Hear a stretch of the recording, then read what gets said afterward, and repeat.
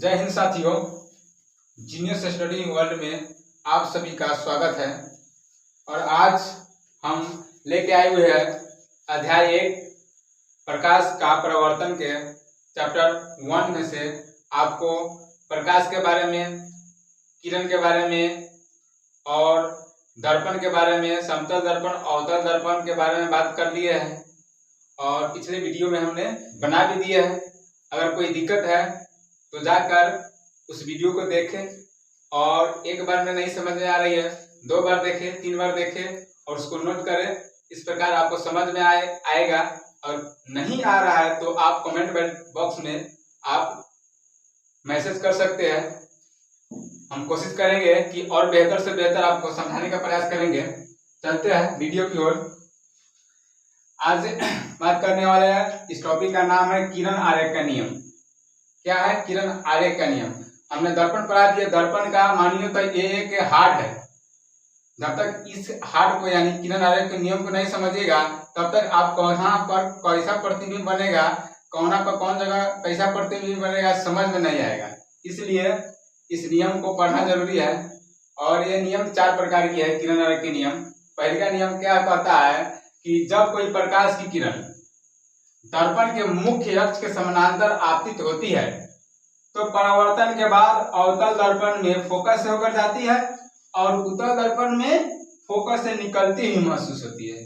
अब हम क्या करेंगे, दोनों दर्पण बनाएंगे, एक अवतल बनाएंगे और एक उत्तल बनाएंगे। तो यहाँ पर आपके सामने अवतल दर्पण हम बना दिए हैं। और इसमें क्या करना है, मुख्य अक्ष पहले दर्पण में बनाते हैं तो क्या होता है, ध्रुव होता है। दर्पण के पद में बताए हुए है, आपको दर्पण का पद बढ़िया से याद होना चाहिए कि कोई भी दर्पण है, अवतल है, उत्तल है, उसके मध्य बिंदु को क्या बोलते हैं, ध्रुव बोलते हैं, पी। और उससे सीधा एक सरल रेखा जाती है सेंटर को मिलाने वाली, पी और सी को मिलाती है, जिसको क्या बोलते हैं, मुख्य अक्ष बोलते हैं। क्या बोलते हैं बाबू, इसको मुख्य अक्ष बोलते हैं। अब कह रहा है कथी कि जब कोई प्रकाश की किरण मुख्य अक्ष के समानांतर भेजेंगे, तो मुख्य अक्ष यही है ना, तो इसके समानांतर एक और किरण भेजेंगे। तो किरण भेजेंगे तो दर्पण पर जैसे पड़ेगा तो क्या होगा, रिफ्लेक्स करेगा, एक घटना होगा, परावर्तन होगा। तो परावर्तन होगा तो कहां से भेजेगा, इसको फोकस से भेजेगा। कहां से भेजेगा, फोकस से भेजेगा। बस बउआ, ये वो नियम है, कुछ नहीं है, एकदम आसान है, सिंपल है। क्या है कि जब कोई प्रकाश की किरण अवतल दर्पण में मुख्य अक्ष के समानांतर जा रही है तो कहां से लौटाएगी, फोकस से लौटाएगी। पहले का नियम है, पहले का नियम है अवतल में। और उत्तल में क्या होगा, देखिए उत्तल में फोकस से निकलती हुई महसूस होगी। उत्तल में फोकस से निकलती हुई महसूस होगी। हम दर्पण के मुख्य अक्ष के समानांतर प्रकाश किरण भेज दिए और एक किरण गया और उसके बाद क्या होगा, ये रिफ्लेक्स करेगा, लौटाएगा। इस प्रकार ये कहां से निकलती हुई महसूस होगी बाबू, फोकस से। यही आपका फोकस हो गया। और यह हो गया सी, सेंटर हो गया। इसका नाम दे सकते हैं ए बी। इसको क्या कहेंगे, ध्रुव को पी। इसका भी नाम दीजिए ए बी। इस प्रकार आपने समझ गए कि किरण आरेख के पहले का नियम क्या होता है कि जब कोई प्रकाश की किरण मुख्य अक्ष के समानांतर भेजते हैं तो परावर्तन के बाद कहां से होती है, अवतल में फोकस से होकर जाती है और उत्तल में फोकस से निकलती हुई महसूस होती है। ये पहले का नियम है। आप इनको क्या कीजिए, नोट कर लीजिए या स्क्रीनशॉट ले लीजिए।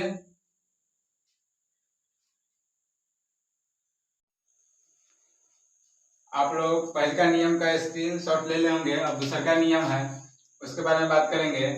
दूसरा का नियम कह रहा है क्या कि जब कोई प्रकाश की किरण अवतल दर्पण में फोकस से आपतित होती है तो क्या होगा, परावर्तन के बाद मुख्य अक्ष के समानांतर जाएगा। और उत्तल में क्या होगा कि मुख्य अक्ष के समानांतर वो भी जाएगी। फिगर बनाकर समझाते हैं। पहले अवतल दर्पण। अवतल दर्पण किसे कहते हैं, तो वैसा दर्पण जिसका परावर्तक सतह कैसा हो, धंसा हुआ हो, उसको अवतल दर्पण कहेंगे। अवतल दर्पण का फिगर बना दिए। कौन दर्पण है, अवतल दर्पण है। इसमें मुख्य अक्ष के समानांतर, इसको क्या बोलेंगे, मुख्य अक्ष बोलेंगे। अब कह रहा है कथी कि यदि प्रकाश के किरण को कहाँ से भेजेंगे, फोकस से भेजना है। कहाँ से, फोकस से, इधर से फोकस से भेजेंगे। पहले का नियम में क्या कह रहा था, मुख्य के समानांतर, इसमें कह रहा फोकस से भेजेंगे तो दर्पण पर पड़ेगा और पड़ने के बाद क्या होगा, वो मुख्य अक्ष के समानांतर लौट जाएगी। ये पहले का नियम।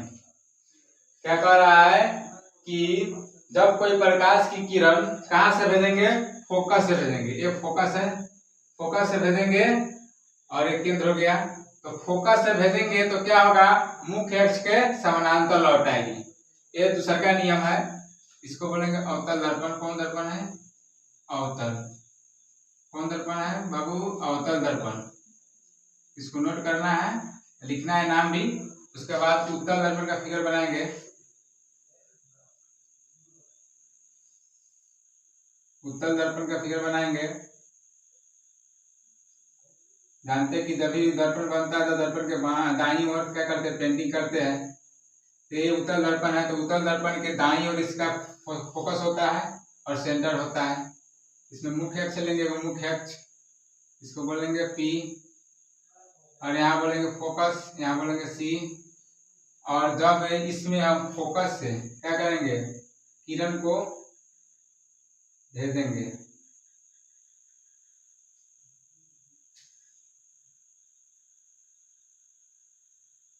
तो कहाँ होगा, मुख्य अक्ष के समानांतर जाएगी।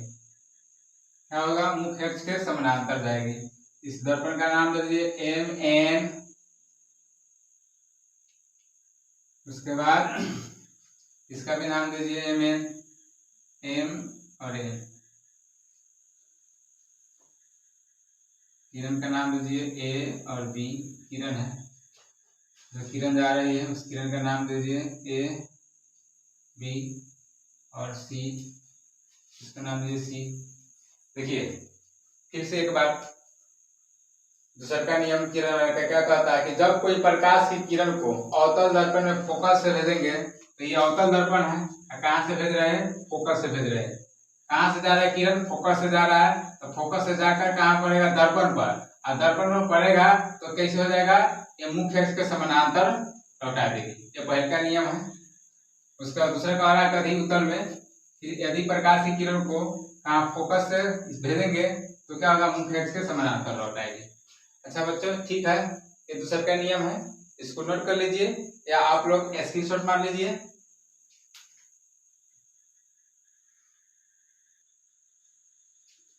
तो बच्चे लोग, आप लोग स्क्रीनशॉट ले लिए होंगे।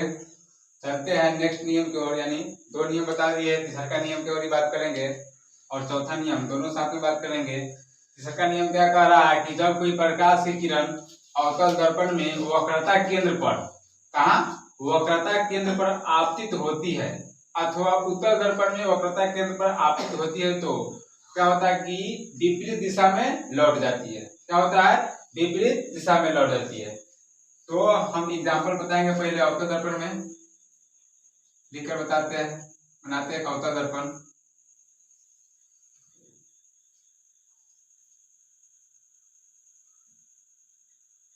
कौन सा दर्पण है बाबू, इसको बोलेंगे अवतल दर्पण। इसमें एक मुख्य अक्ष होगा, एक ध्रुव होगा। तो क्या कह रहा है कि जब कोई प्रकाश की किरण अवतल दर्पण में वक्रता केंद्र पर आपतित होती है, कहाँ से, इसमें यहाँ फोकस हो जाएगा और वक्रता केंद्र यानी सेंटर हो जाएगा यहाँ, और कह रहा है यहाँ से वक्रता सेंटर से क्या करेंगे, आपतित कराएंगे, भेजेंगे। आपतित का मतलब होता है भेजेंगे। तो क्या होगा कि जाएगा इसी रास्ते और लौटेगा भी इसी रास्ते, यानी विपरीत दिशा में लौटा देती है। इसका नाम दे देंगे A और B। दर्पण का भी नाम दे देंगे M और N। ये हो जाएगा कभी सेंटर यानी C। क्या कह रहा है नियम कि जब कोई प्रकाश की किरण अवतल दर्पण में कहाँ से भेजेंगे, सेंटर से, वक्रता सेंटर से भेजेंगे, तो सेंटर से भेजेंगे तो कहाँ पड़ेगा, दर्पण पर, और दर्पण पर पड़ेगा तो इधर उधर नहीं जाएगा, फिर उसी रास्ते से वापस चुपचाप चली आएगी, बदमाशी नहीं करेगी, इधर उधर नहीं जाएगी, उसी रास्ते से चली जाएगी। ये पहले का नियम होगा, अवतल में देख लीजिए। अब उत्तल में क्या है, उत्तल में देखेंगे। तो उत्तल दर्पण किसे कहते हैं? तो वैसा दर्पण जिसका परावर्तक सतह कैसा हो, उभरा हुआ हो, उसको बोलते हैं उत्तल दर्पण। जब भी दर्पण को हम लोग पेंट करते हैं तो क्या करते हैं, दाईं ओर करते हैं। इसमें क्या होगा, मध्य बिंदु को क्या कहेंगे, ध्रुव कहेंगे। और इसमें भी क्या होगा, फोकस होगा। और ये क्या होगा, सेंटर होगा। अब इसमें क्या कर रहा है, सेंटर से कोई प्रकाश की किरण को भेजेंगे तो जाएगा और फिर इसी पर लौटेगा। जाने का रास्ता यही और लौटने का रास्ता यही। इसका नाम दे देंगे ए और बी।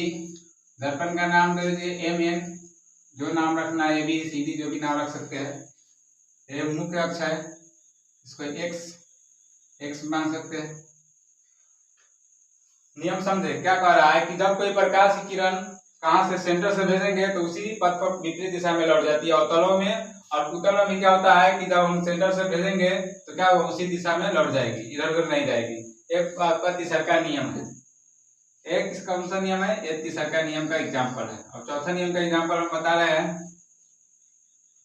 कह रहा है यदि कोई प्रकाश की किरण दर्पण के ध्रुव पर आपतित होती है तो मुख्य अक्ष के साथ बराबर कोण बनाते हुए लौट जाती है। मान लीजिए दर्पण है, कौन सा दर्पण है, बनाते हैं इधर, ये बना दिया हम अवतल दर्पण, जिसका परावर्तक सतह कैसा है, धंसा हुआ है। अब क्या एक मुख्य अक्ष बनाएंगे, मुख्य अक्ष है, इसको P बोलते हैं ध्रुव, इसको x डैश मान लो। अब क्या कह रहा है कथी कि जब कोई प्रकाश की किरण कहाँ भेजेंगे, मुख्य अक्ष के बराबर कोण बनाते हुए भेज दिए, और क्या होगा, ई फिर उतना ही कोण बनाते हुए इधर लौट जाएगी। एक नियम उत्तल में भी उसी प्रकार का होगा, उत्तल दर्पण में भी वैसा ही होगा। इधर बना देते फिगर उत्तल दर्पण का, यहाँ लिख देते ही अवतल हो गया, अवतल दर्पण। ये भी, इसको भी नाम लिख दीजिए, कंफ्यूज नहीं होइएगा आप लोग। अवतल दर्पण ये है कौन सा, उत्तल दर्पण। लड़का सब ज्यादा कंफ्यूज होता है कि दर्पण पहचानने में, इसलिए नाम लिख देते हैं। उसके बाद एक उत्तल दर्पण और बनाते हैं।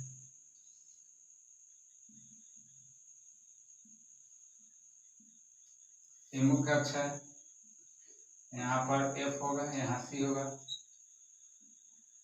दर्पण का नाम दे दीजिए Mn। उसके बाद क्या कर रहा है कि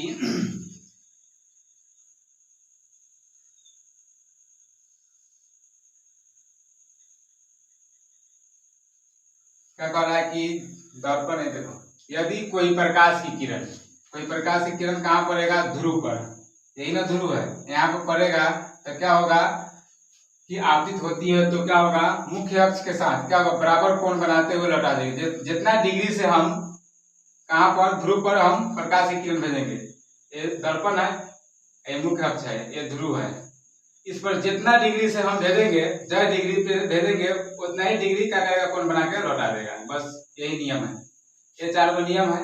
आप लोग इस चारों नियम को अच्छे से क्या कर लीजिए, नोट कर लीजिए और इसका स्क्रीनशॉट ले लीजिए। इसका नाम है उत्तल दर्पण। ये आपको चौथा नियम का एग्जाम्पल है, ये वाला तीसरा का नियम का एग्जाम्पल है। और आप लोग फिर इसको स्क्रीनशॉट ले लीजिए और उसका फिर से हम बात करेंगे इसके बारे में थोड़ा सा और। तो आप लोग स्क्रीनशॉट ले लिए होंगे, चारों नियम के बारे में हम पढ़ा दिए, चारों नियम लिखा दिए हैं।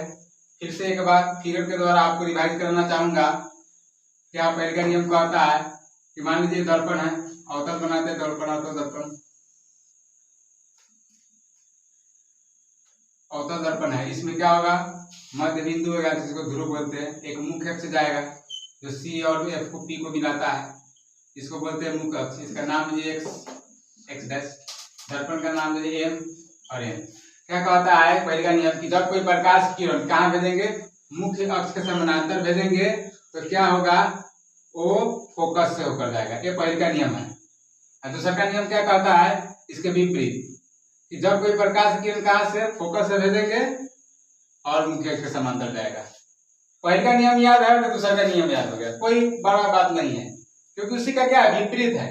पहले किरण को कहां से भेजेंगे, मुख्य अक्ष के समानांतर भेजेंगे तो फोकस होकर जाएगा, अगर फोकस से भेजेंगे तो मुख्य अक्ष के समानांतर जाएगा।